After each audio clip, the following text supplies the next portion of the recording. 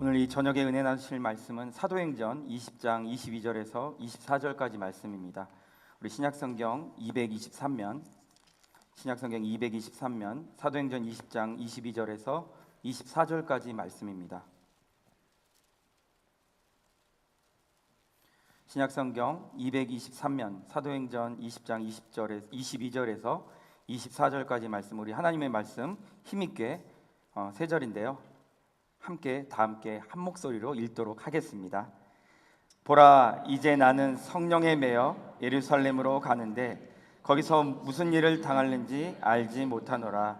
오직 성령이 각 성에서 내게 증언하여 결박과 환난이 나를 기다린다 하시나, 내가 달려갈 길과 주 예수께 받은 사명 곧 하나님의 은혜의 복음을 증언하는 일을 마치려 하면은 나의 생명조차 조금 더 귀한 것으로 여기지 아니하노라.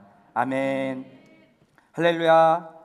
우리 사랑하는 성도님들, 오늘 또 하나님의 은혜를 너무너무 사모하셔서 이 나오신 우리 모든 성도님들 위해 하나님의 충만하신 은혜가 이 자리 가운데 넘치시기를 간절히 소망합니다. 사랑하는 우리 성도님들, 우리 모두에게는 사명이 있습니다. 아니, 사명감을 가지고 무언가 이루려고 하는 의지가 있다고 말씀을 드리면 더 쉽게 와닿을 것 같습니다. 우리 모두는 다 무언가를 이루기 위해서 그 무엇이 되고 싶어하는 욕심들이 있습니다. 그래서 밥을 안 먹고 공부를 한다든가, 주식에 목숨을 건다든가, 아니면 운동에 삶의 모든 에너지를 쏟는다든가 그런 일들을 합니다. 지금 이 자리에 앉아 계신 우리 성도님들은 어떤 욕구와 어떤 욕망을 가지고 계십니까? 무엇을 이루어서 어떤 모습으로 남들에게 보이고 싶으십니까? 오늘 사도 바울도 욕심이 충만했던 사람이었습니다. 어찌됐든지 간에 예수를 따르는 그 무리를 처단해서 하나님과 사람에게 인정을 좀 받고 거룩한 그 한 사람이 되고 싶었습니다. 그래서 그는 그 욕구에 온 최선을 다했던 사람입니다. 그것을 그는 그의 사명이라고 받아들였습니다. 그래서 예수님을 따르며 신실했던 스데반의 죽음 앞에서도 심정의 움직임도 전혀 없었습니다. 오히려 이후에 더 날선 감정을 가지고 예수님을 따르는 자들을 잡아 죽일 열정이 넘쳤던 사람이었습니다. 그런 그가 오늘 고백하기를, 내가 달려갈 길과 주 예수께 받은 사명 곧 하나님의 은혜를, 그 복음을 증언하는 일을 마치려 하면은 나의 생명조차 조금 더 귀한 것으로 여기지 아니하노라, 이렇게 말을 합니다. 정말 참 놀라운 변화 아닙니까? 예수님을 따르는 그 무리를 죽이려 했던 자가 오히려 예수께 사명을 받았다고 고백하는 변화니 얼마나 많은 사람들이 사도 바울을 보고 놀라워했을까요? 사랑하는 우리 성도님들, 이게 바로 복음의 능력입니다. 이게 말이 돼? 이게 가능한 일이야? 오 마이 갓! 이럴 수가! 이런 일이 일어날 수 있다니! It's a miracle! 이건 기적이야. 이게 바로 복음의 능력 앞에서 나타나는 반응들인 것입니다. 우리 주변에 보면은 이 복음 앞에 돌아온 사람들이 참 많이 있습니다. 예수는 절대로 믿지 않을 거라고 했던 사람, 이 세상이 천국이고 죽으면 모든 것이 끝이라고 말했던 그 사람, 어차피 죽으면 썩을 몸뚱아리, 내 맘대로 이 세상에 살다가 죽을 거야 했던 그 사람, 예수를 믿으니 차라리 내 엄지, 아니 내 새끼손가락을 믿겠다고 했던 그 사람, 우리 주변에도 이렇게 복음을 거부했던 사람들이 사도 바울처럼 주 예수의 복음 앞에 무릎을 꿇고서 돌아와 진짜 사명을 받은 사람들이 참 많이 있습니다. 그리고 지금도 그 일은 여전히 진행 중입니다. 이것이 복음의 참된 능력이 되기 때문입니다. 말로 설명할 수 없는 복음의 능력은 바로 경험입니다. 경험으로 그 복음의 능력을 깨닫게 되는 것. 그래서 우리 기독교가 체험의 종교, 즉 구하고 바라는 그 믿음이 실제가 되는 것을 경험하는 종교인 것입니다. 이런 복음의 능력을 경험한 자들에 대해서 이야기를 나누면 우리는 보통 이렇게 생각을 합니다. 신앙생활을 시작하는 새 가족들이 많이 생각나고, 또 가족들 중에서도 이제 막 예수님을 믿기 시작한 사람을 생각하기 마련입니다. 그러나 사랑하는 우리 성도님들, 내가 그 한 사람이었습니다. 우리가 인격적으로 우리 주님을 만나고, 우리가 가던 길에서 우리의 모든 의지와 뜻을 돌이켜서 예수님을 전적으로 믿고 따르는 길로 돌아왔던 그 사람이 바로 우리입니다. 그래서 복음의 능력을 말할 때 우리는 남들을 먼저 보지 말고 나 자신을 먼저 돌아보아야 합니다. 그래야 내게 임한 하나님의 그 복음의 능력을 찾고 발견할 수 있는 것입니다. 이렇게 찾고 발견된 복음의 능력이 있는데, 그것은 바로 전하지 않으면 견딜 수 없는 그 불타는 마음을 만들어 버린다는 것입니다. 그래서 이렇게 복음의 능력을 발견하고 경험한 사람들 입에서 간증이 계속 나오는 것입니다. 왜 그럴까요? 전하지 않으면 견딜 수 없거든요. 자신에게 임한 그 이 놀라운 기적을 말하지 않으면 견딜 수 없습니다. 어찌됐든 전하고 싶거든요. 그래서 때를 따르지 않고, 때를 가리지 않고 이야기하고 나눌 사람만 있으면 막 입에서 흘러나오는 그게 간증이 아니겠습니까? 특별한 사람에게만 간증이 아니라 복음의 능력을 경험한 우리 모두에게는 그 간증이 임합니다. 그래서 한 사람도 간증이 없는 사람은 없는 것입니다. 복음의 능력을 경험한 그 사람들에게 일어나는 가장 큰 변화는 사명이 생긴다는 것입니다. 나는 어떻게 살아야겠다, 무엇을 위해서 난 살아야겠다 라는 사명감이 생깁니다. 그것을 우리는 부르심이라고 고백합니다. 사랑하는 우리 성도님들, 주 예수께 받은 사명이 있으십니까? 주 예수께 받은 그 사명이 있는 사람은 내 마음대로 살던 삶에서 돌아선 사람입니다. 내 의지, 내 뜻대로 그것이 복음보다 중요하다고 생각했던 것에서 돌아선 사람입니다. 내가 하고 싶은 대로 다 하고 살다가 죽으면 끝이지 이렇게라고 생각했던 길에서 돌아선 사람입니다. 사랑하는 우리 성도님들, 주 예수께 받은 사명 정말 있으십니까? 오늘은 우리 모두가 주 예수께 받은 사명을 받은 자로서 어떻게 삶을 살아가면 좋을지, 그리고 새생명 전도 축제에 어떻게 하면 동참하면 좋을지 말씀을 통해서 살펴보도록 하겠습니다. 사도 바울은 다메섹에서 죽었다고 생각했던 살아계신 예수님을 만났습니다. 그리고 사도의 사명을 받았습니다.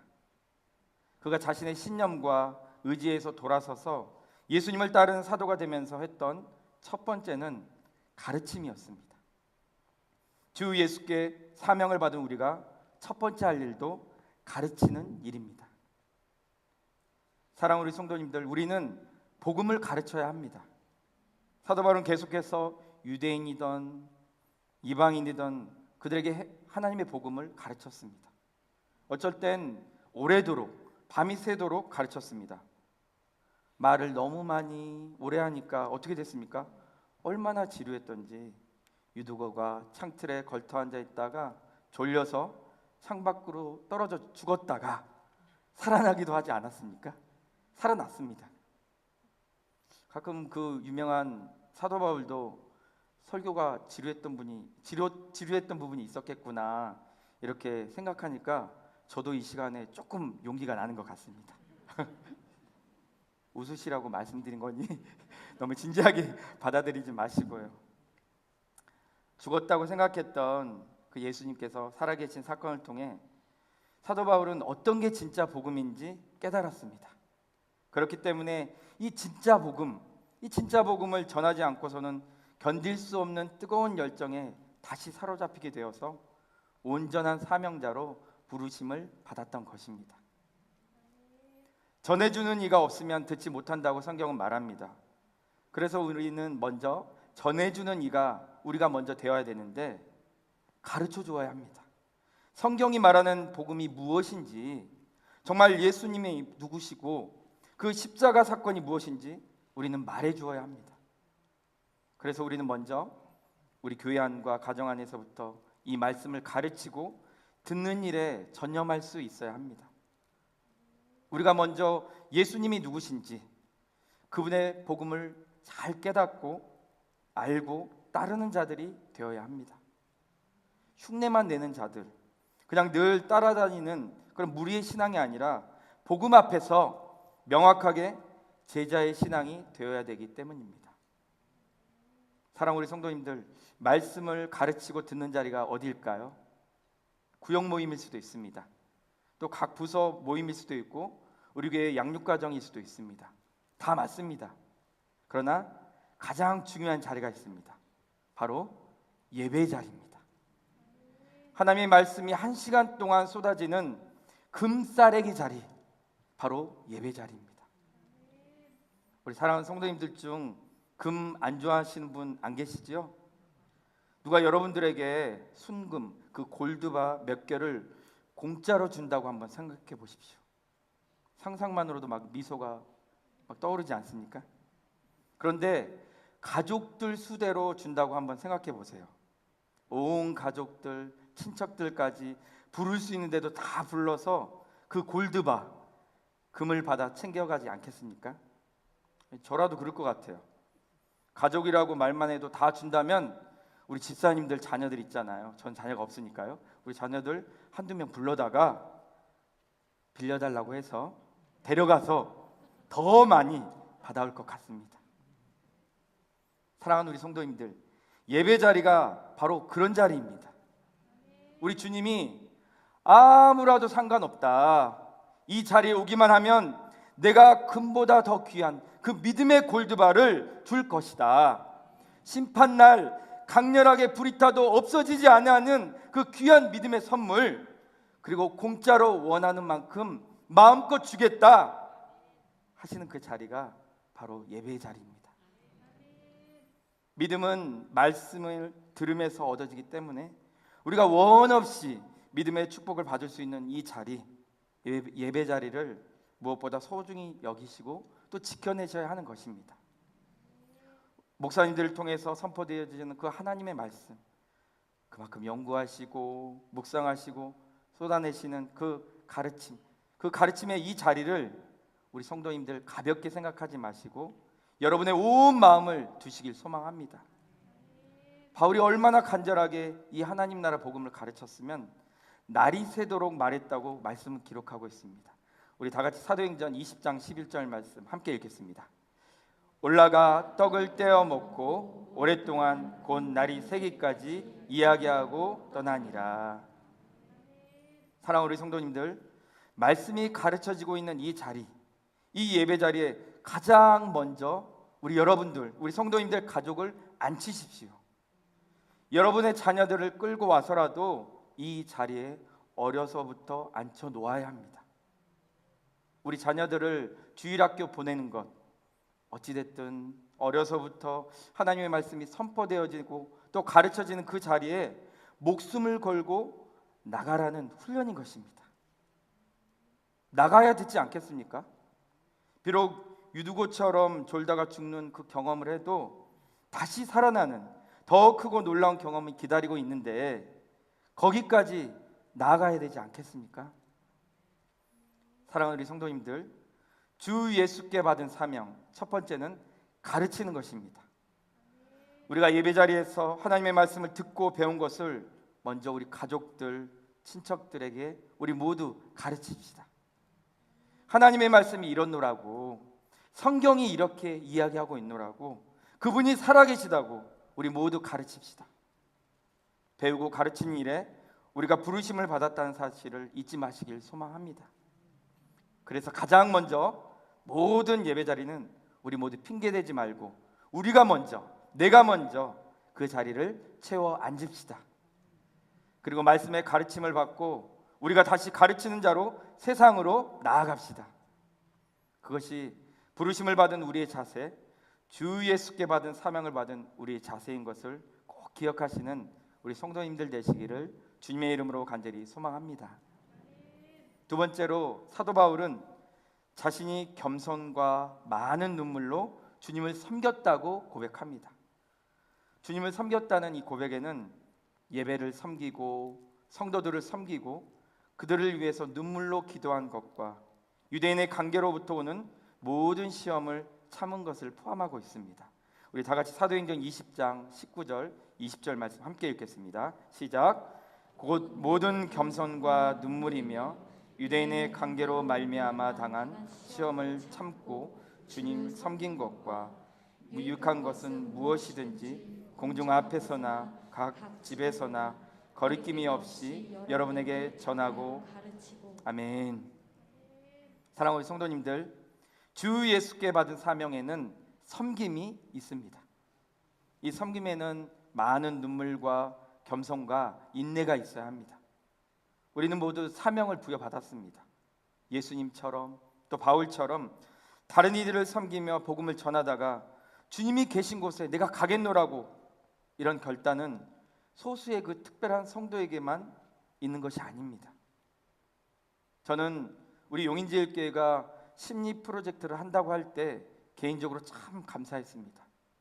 어찌됐든 섬기고 나누고 베풀어야 하는데, 그리스도의 사랑을 전해야 하는데 어떻게 해야지 잘 몰라서 못하고 세월만 보내고 그러다가 설교를 막 들을 때마다 나도 그런 삶을 살아야 하는데 하는 뭔가 그 무거움만 가진 채 살아가는 경우가 우리 모두에게는 다 있지 않습니까?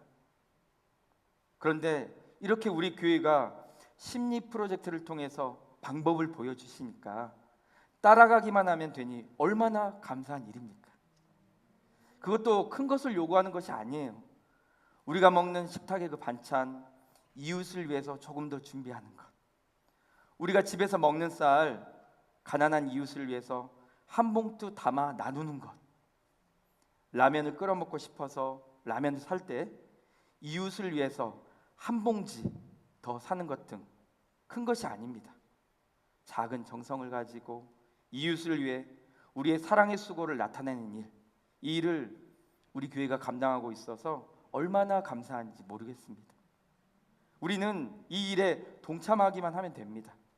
하나님 나라는 말에 있지 아니하고 능력에 있다고 말했습니다. 삶에 있다는 것입니다. 하나님 나라는 우리의 삶에 있습니다. 우리가 어떤 삶을 살아가는지에 있습니다. 예수님이 친히 제자들을 섬겼던 것처럼, 바울이 에베소 교회를 눈물로 섬겼던 것처럼 우리는 이제 우리의 이웃을 사랑으로 섬겨야 합니다. 그 안에 우리의 수고가 반드시 필요하고 이웃을 향한 눈물의 기도가 필요합니다. 때론 이런 일을 왜 하냐고 비아냥거리는 소리를 들을 때도 있을 것입니다. 그럼에도 불구하고 우리는 이 일이 복음 전파가 되는 일임을 한순간도 잊지 말아야 합니다. 우리 성도님들 신방하다 보면 상당히 많은 성도님들이 교회의 심리 프로젝트를 위해서 기도하시고 계시는 것을 발견합니다. 아니, 좀 더 섬기고 싶은데, 막 섬기고 싶은데 많은 물질이 없어서 더 동참하지 못해서 이 심리 프로젝트를 통해 하나님의 크고 놀라우신 역사가 일어나도록 이 지역에 나타나기를 힘써서 기도하시는 우리 성도님들이 많이 계십니다. 그럴 때마다 그 모습을 볼 때마다 마음 가득 감사가 넘칩니다. 사도 바울은 이 가난한 자들을 기억하고 돌보는 일은 자신이 마음을 다해 해오던 일이라고 말합니다. 우리 갈라디아서 2장 10절을 말씀을 새번역 성경으로 함께 읽어보겠습니다. 다만 그들이 우리에게 바란 것은 가난한 사람을 기억해 달라고 한 것인데 그것은 바로 내가 마음을 다하여 해오던 일이었습니다. 사도 바울도 마음을 다해 해오던 일이 가난한 사람을 기억하고 돕는 일이었습니다. 뭔가 받을 축복만 바라고 구제하는 일에 동참한 것이 아니라 주 예수께 받은 사명이 바로 섬김이기 때문에 우리는 이 구제에 동참해야 합니다. 어찌됐든 우리 지역에 굶어 죽는 사람이 없도록, 극단적인 생각을 하는 사람이 없도록, 재정적인 어려움 겪는 분이 없도록, 복음을 만나지 못해 영혼까지 잃어버리는 그런 사람이 없도록 우리는 이 거룩한 사명을 감당해야만 하는 것입니다. 우리가 감당하는 이 심리 프로젝트를 통해 이 지역에 섬김의 문화가 만들어지고 가난한 자들, 소망 없는 자들에게 은혜의 빛이 임하면 우리를 통해 하나님의 복음이 드러나게 되어 있습니다. 그래서 더욱 이 기쁜 소식을 주변에 전하면서 아직도 드러나지 않고 그 숨은 골방에서 죽음만 기다리고 있는 자들에게, 절망의 그 자들에게 이 기쁜 소식이 들어가도록 해야 합니다. 사랑하는 우리 성도님들, 우리 소문을 냅시다. 우리 교회가 사람을 살린다. 우리 교회가 가난한 자들을 돕는다. 우리 교회가 그 일을 하고 있다. 이 소문이 퍼지게 해 주시길 소망합니다. 그래서 이 심리 프로젝트가 그 일을 왕성하게 감당해내고 우리 교회가 소망이 없는 자들, 가난한 자들을 살리고 복음을 전파하며 영혼을 살려내는 교회로 소문나도록 해야 합니다. 소문이라는 것은 나쁜 것만 아닙니다. 이거 하고 결국 교회 자랑하려고 하나? 그렇게 생각하시면 엄청난 오해입니다. 이 일은 우리 주 예수께 받은 사명이니 우리는 마땅히 감당해야 하는 것이고, 복음의 소식이 있는 곳에는 반드시 그 소문이 그 역할을 했습니다. 예수님이 가시는 그 곳곳마다 소문을 듣고 따르던 그 수많은 무리, 예수님이 잠잠하라고 말할수록 그 소문은 더욱 확산됐습니다. 그래서 소문은 나쁜 것만 아닙니다. 좋은 소문일수록 더 많이 알려져야 하고 나타내야 합니다. 또 소문이 난 만큼 우리 교회는 그 책임을 더 잘 감당하기 위해서 수고를 더 많이 할 것이기 때문에 소문은 결코 나쁜 것만 아닙니다. 사랑하는 성도님들, 교회를 사랑하는 우리가 무엇을 자랑하며 다녀야 하겠습니까? 교회의 사역을 소문내는 것, 그 소문을 듣고 찾아오는 이가 있게 하는 것, 이것이 바로 복음 전파입니다. 사랑하는 우리 성도님들, 주 예수께 받은 사명, 그 섬기는 일에 우리 한 마음으로 동참합시다. 우리가 먼저 하나님께 은혜 받은 사람이라면 지금까지 살아온 건 우연이 결코 아니고 다 하나님의 은혜였다고 고백한다면 이 거룩한 부르심에 반응합시다. 그리고 섬기는 일에 같은 마음, 같은 뜻을 가지고 나아가시는 우리 모든 성도님들 되시기를 간절히 소망합니다. 마지막으로 사도 바울은 전파하는 일을 했습니다. 주 예수께 받은 사명, 곧 하나님의 복음을 증언하는 일을 마치려 하면은 그의 생명조차 조금 더 귀한 것으로 여기지 않는다고 사도 바울은 고백합니다. 우리 다 같이 본문 말씀, 오늘 24절 말씀을 세 번역으로 우리 함께 읽어볼까요? 시작. 그러나 내가 나의 달려갈 길을 다 달리고 주 예수께 받은 사명, 곧 하나님의 은혜의 복음을 증언하는 일을 다 하기만 하면 나는 내 목숨이 조금도 아깝지 않습니다. 내가 만난 그 예수님을 전할 수만 있다면, 그분이 살아계신 것을 말해줄 수만 있다면 어찌됐든 나는 내 목숨도 아깝지 않게 여기면서 전파할 수 있다. 이것이 바로 사도 바울의 고백입니다. 사랑하는 우리 성도님들, 이 사도 바울의 고백에서 그의 간절함이 막 느껴지십니까? 그가 진짜 예수님을 만난 사람이구나 말씀에서 느껴지십니까? 우리는 진짜를 알면 그 진짜의 소식을 전하고 싶어 합니다. 누군가에게 그 소식을 막 알려주고 싶어 해요. 그래서 카톡방에 퍼다 날리는 그 손가락의 수고를 마다하지 않습니다. 오늘 이마트에 전품목 30% 세일한대. 진짜야. 나 오늘 퇴근하자마자 이마트부터 가려고. 같이 갈 사람? 사랑하는 성도님들, 진짜 이마트에서 엄청 세일하구나 카톡에서 문자에서 느껴지지 않습니까? 예를 든 것입니다. 그러니까 예배 끝나고 이마트 세일하나 안 하나 가보시면 절대로 안 되십니다. 주 예수께 받은 사명, 그 거룩한 사명 마지막은 바로 전파하는 일입니다. 예배 자리를 우리부터 지켜내는 일, 그리고 섬김으로 이웃을 살리는 일, 이 모든 일들은 결국 전파하는 자리까지 나아가기 위함입니다. 사랑하는 우리 성도님들, 전도 많이 하고 계십니까? 지금 여러분은 누구를 위해 이 전도의 씨를 뿌리고 있고 눈물로 기도하며 기다리고 계십니까? 이 구원의 소식을 전하기 위해서 욕을 먹어도 괜찮고 어떤 비난과 비웃음을 받아도 전혀 상관없다고 느끼는 그 한 사람, 그 한 사람이 우리 성도님들에게는 있으십니까? 정말 간절하게 이 복음만 전할 수 있다면 어떤 것도 감당하리라 하고 붙잡고 있는 그 한 사람이 우리 성도님들에게는 있으십니까? 있는 줄로 믿습니다. 우리가 절실하게 더 전파하는 일에 열심을 내야 하는 이유인 것입니다. C.C. 루터의 시 중에 이런 시가 있습니다. 가야 한단 말인가? 빈손으로 가야 한단 말인가? 나의 사랑하는 구주를 이렇게 배운단 말인가? 한 날도 주님께 온전히 드려보지 못하고 귀한 것 주님 발 앞에 드려보지 못하고 가야 한단 말인가? 빈손으로 가야 한단 말인가? 나의 구주를 이와 같이 빈손으로 배워야 한단 말인가? 한 영혼도 주님께 인도하지 못하고 빈손으로 가야 한단 말인가? 사랑하는 우리 성도님들, 우리 주님께 올려드릴 보아, 우리의 자녀, 우리의 남편과 아내, 부모님, 친척들, 친구들입니다. 주님 배울 날에 그 귀하신 주님 발 아래 아무것도 드릴 거 없는 빈손이 되지 않도록 한 영혼 구원을 위해서 우리 모두 다 힘을 다합시다. 사랑하는 우리 성도님들, 복음을 전하는 것은 어려운 일이 아닙니다. 우리가 할 수 있는 일을 통해서 교회 이름이 드러내고 가장 힘들고 낙심되고 정말 누군가가 절실히 필요한 그 순간이 올 때 생각난 교회 이름을 기억해서 찾아오게 만드는 일이면 됩니다. 찾아오면 복음을 듣게 됩니다.